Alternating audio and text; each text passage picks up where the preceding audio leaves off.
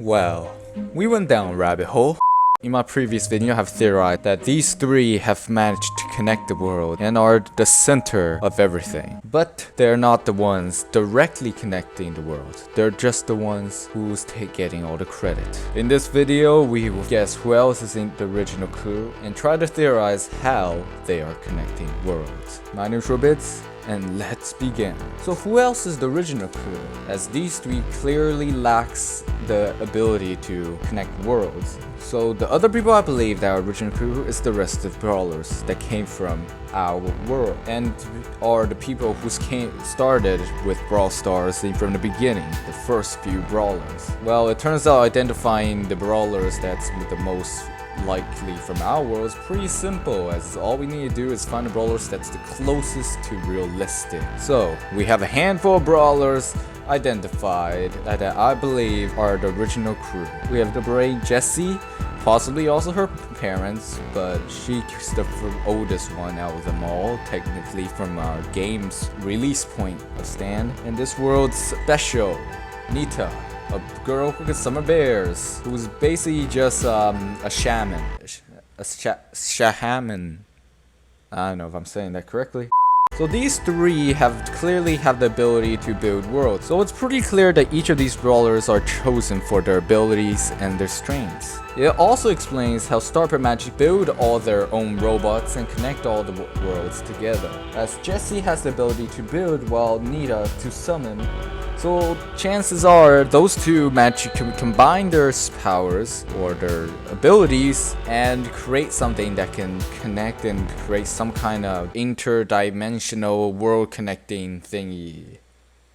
It may seem a bit like a long stretch, but when we think about it, Jessie already is very smart, and you know that she had at such a young age already able to make full-on working AIs, so it's already something most of us can't do. And Nita either has like a ton of those bear summoning badges, or she makes them, or else she will run out. So I believe she's able to build the badges that summons her bears, or necklaces that summons her bears.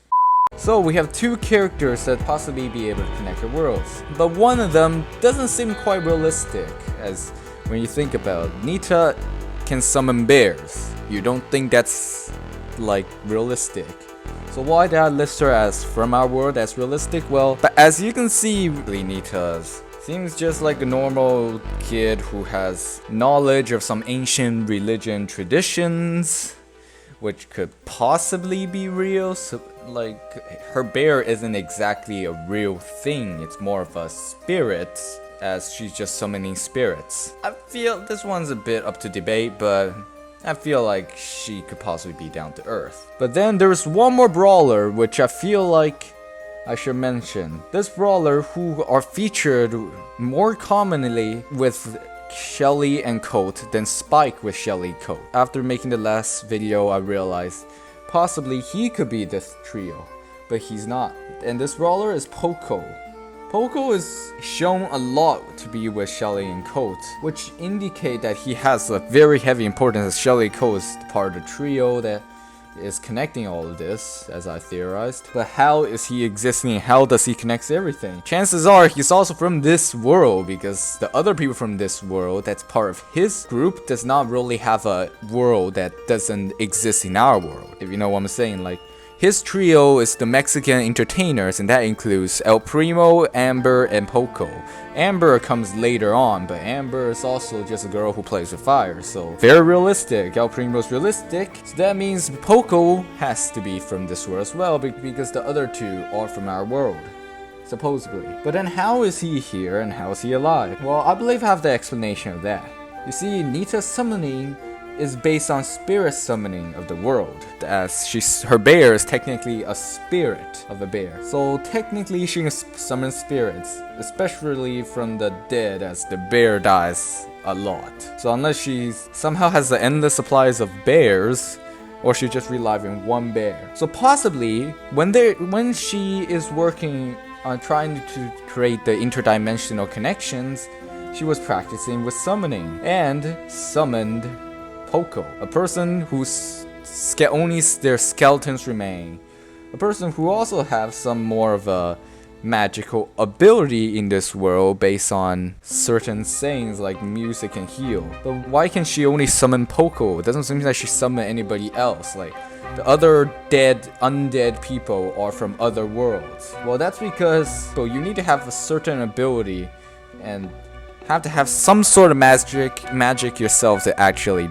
be able to be effective, because it clearly doesn't seem like ordinary people can be like have any effects. But Poco, who's probably a musician that can heal people with his music back in his days, because of, well, definitely qualifies as a super special being. But then how exactly he got these abilities other than just one saying? Well, I don't really know. But for Nita, probably from ancient tradition knowledge, probably, so I'm guessing Poco as well. Now that we know that they can connect worlds with Jessie and Nita's abilities combined together, most likely, we need to know why the other people from other worlds decide to join them. Well, from here there's two possibilities based on my previous video, and there's a third possibility that I did not really connect to my last video. The first theory I have connects with the theory I made in the last video of them being the masterminds of a global domination project, and so these people from the other worlds, like only the select few of the strongest, decided to join and wanted to come in and join the power, because everybody wants to be able to take over the world. Or is that just me? Or they're coming over a joint rebellion, as in the rebellion theory I made in last video, to protect themselves against this other person, mastermind, who managed to malfunction the bots to fight, because it's pretty clear that if they don't stop him here and there's these portals dimensions open, chances are whoever this mastermind is are able to go to their world and take them out as well. Or they were brainwashed and forced here to fight for whatever reason, which connects to the brainwash theories that is very popular amongst Brawl Star theorists. With this theory is basically saying that all Brawl Star employees are basically brainwashed into battles and doing the dirty work. And this connects to my previous theories by basically being the future of what happens to like either the resistance of Star Park, which means they lost and now is being brainwashed, or the trio was the start of the Star Park and they decided to control the world and use this brainwash technique. But who knows if I'm right or wrong, or just spitting madness altogether. That's up for you to decide, and let me know in the comments below. I'll see you all in the next video.